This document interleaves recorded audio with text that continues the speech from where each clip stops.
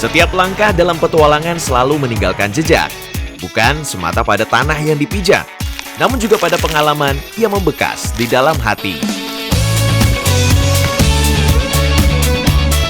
Perjalanan kali ini membawa saya menuju ke ujung tenggara Jawa Barat, tempat di mana tantangan datang tanpa diduga dan kejutan menyambut di setiap langkah.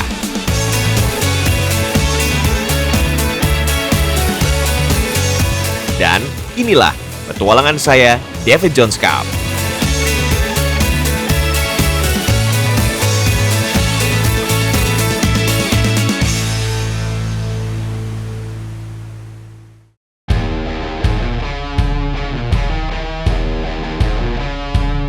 Langit cerah dan udara bersahabat membangkitkan semangat saya untuk melangkah lebih jauh, menyusuri setiap sudut pesona Kabupaten Pangandaran yang memikat.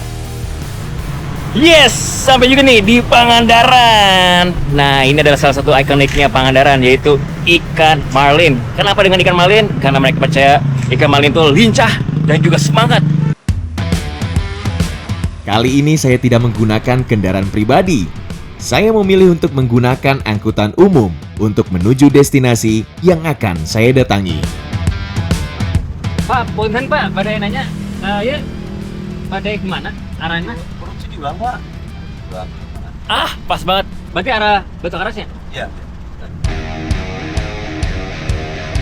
Untuk menuju Batu Karas, tersedia beberapa pilihan transportasi. Namun, hari ini pilihan saya jatuh pada angkutan umum karena kendaraan ini datang lebih dulu.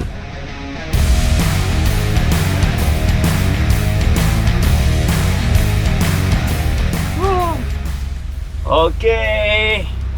Ini saya lagi perjalanan menuju ke Cijulang, karena perjalanan dari Pangandaran menuju ke Cijulang itu hampir 1 jam, dan ternyata gak harus pakai bis saja, bisa juga pakai angkot juga seperti ini nih.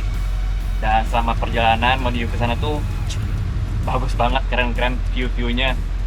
Wah, pengen lihat view yang kerennya? Nih, saya kasih lihat lagi nih ya.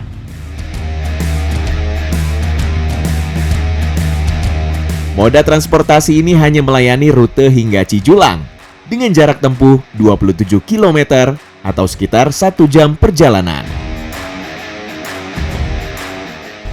Pak, udah nyampe, Pak. Apa Pak? Pak, Kenapa? udah nyampe di Julang, Pak, ini, Pak. Oh, udah nyampe? Iya. Oke, turun. Cari motor untuk lanjut perjalanan saya. Sebagai solo traveler, roda 2 adalah pilihan yang paling tepat untuk menelusuri jalan menuju tujuan.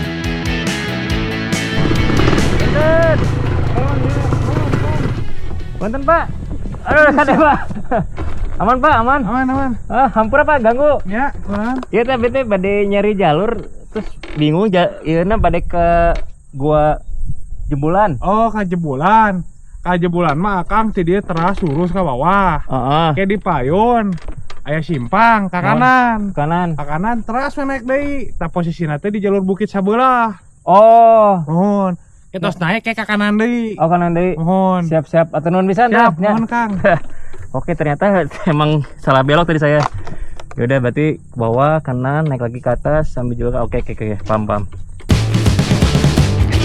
Beruntung, saya bertemu dengan warga yang mengarahkan saya saat mulai ragu pada jalur yang harus diambil. Saat melewati hutan, saya bertemu dengan tukang ojek bermental baja.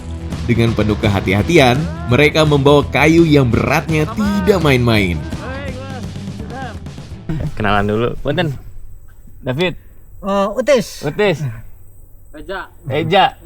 Oh, jadi Utis sama Eja. Ya. Ini atas di mana ya teh? Di Cigaleong, Pak. Cigaleong. Mohon. Jauh nggak? Dari dekat laut. Dekat laut. Ya. Ini mau mana aja? Mau kemana nih arahnya nih? Ini mau pulang. Mau pulang? Mau satu rit. Wah, satu itu artinya? Satu balik. Oh, satu balik. Nah. Motor yang digunakan ini merupakan motor hasil modifikasi. Kuda besi ini dirancang agar kuat membawa beban serta mampu melewati jalur tanah atau bebatuan dengan lancar. Ini dimodif lagi ya? Ya, dimodif lagi. Dimodif lagi. Jadi ininya udah pakai apa? Stangnya jadi stang pendek ini.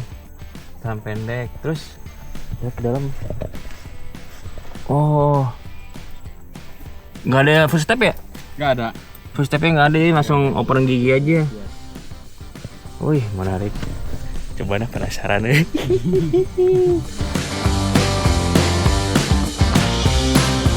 Benar-benar ngepas banget. Jadi kayunya ini langsung ke paha, bagian sini kayak ngepres gitu. Wah, ini penasaran bawahnya gimana. Coba kan dilepas. Oh, ini agak balance nih. Tapi kalau dibelak-belak gini, lumayan juga nih beratnya nih.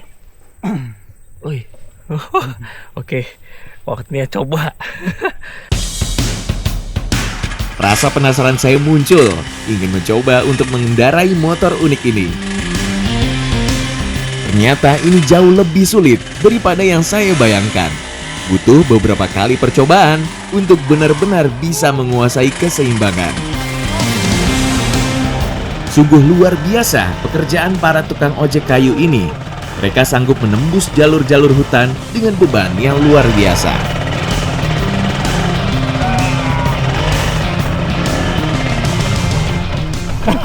Waduh, ternyata susah apa jaga ini keseimbangannya.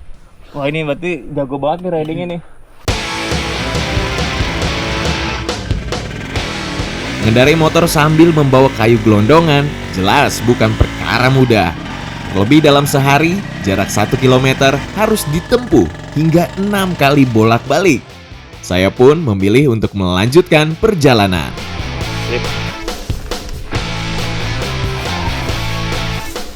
Halo, atur nuhun pisan ya. Sehat selalu, sukses. Semoga lancar. Sampai ketemu lagi. Oke.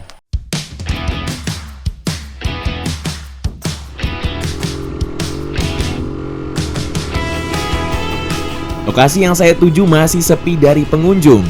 Akses jalannya juga hanya bisa ditembus dengan kendaraan roda 2.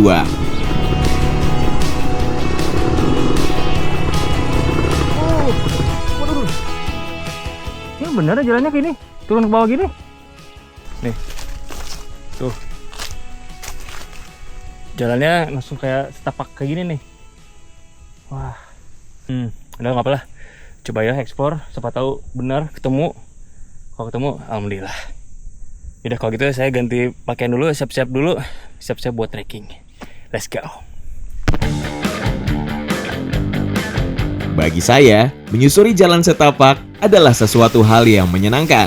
Selain bisa membakar kalori, saya juga sering menemukan hal unik di sepanjang jalur.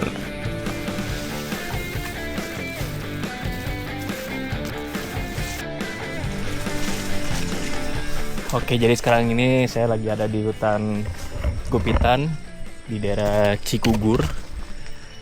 Jadi lagi mau menuju ke satu spot yang keren. Nanti saya kasih tahu pas sudah nyampe ya.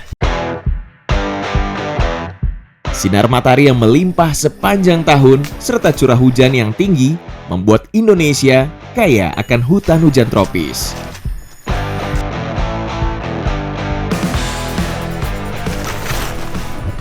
Wih, ada lorong.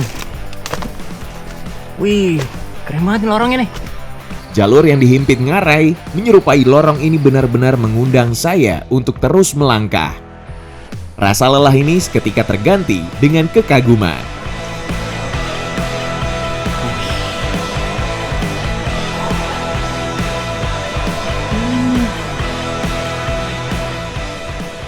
Wow, ini sih keren banget sih.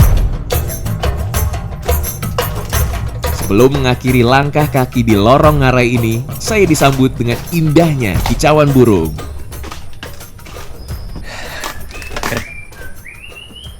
Oh, ada suara burung. Woi, mantap. Biasanya nih kalau misalnya pagi-pagi burung itu mereka suka pada bisa dibilang mating ya. Jadi pas ketemu itu mereka mencari pasangan ya. Biasanya kalau pagi-pagi banget. Cuman mungkin sekarang ini lagi main-main atau lagi cari makan. Setelah melewati jalur yang dihimpit canyon sekitar 250 meter, saya kembali dihadapkan dengan jalur hutan lebat. Oke. Temuin nih. Ada pisang hutan. Jadi ini pohon pisang yang tumbuhnya di hutan. Cuma beda loh. Jadi setahu saya itu beda banget sama yang pisang-pisang yang umumnya ya. Kejutan baru kembali saya temukan di hutan. Pisang hutan tumbuh subur di tempat yang lembab dan teduh seperti ini. Jadi pisang hutan ini, nah itu kecil dan sepertinya masih muda. Jadi nggak bisa dimakan juga. Berbeda dengan jenis pisang lainnya, pisang hutan memiliki batang yang lebih tipis, ramping, dan tumbuh liar di tengah hutan. Nah, di batang ini bisa dibuka nih. Permisi, minta izin dulu sama yang alam. Kalau misalnya kita mau ambil sesuatu atau makanan, minuman, minta izin dulu. Permisi, minta ini kadar airnya biar bisa diminum. Agak keras sedikit tapi masih bisa nih. Ke tangan tenaga. Buka lagi, kita ambil bagian dalamnya.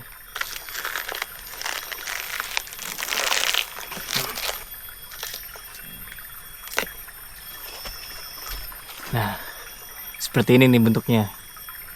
Dan kalau kita kunyah, dia bakal keluar airnya.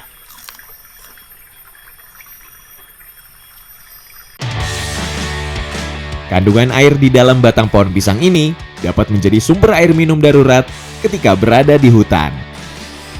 Oke, waktunya saya lanjut. Mana ya? Tadi, oh ya, ke sini. Ikuti jejak saya, jejak petualang.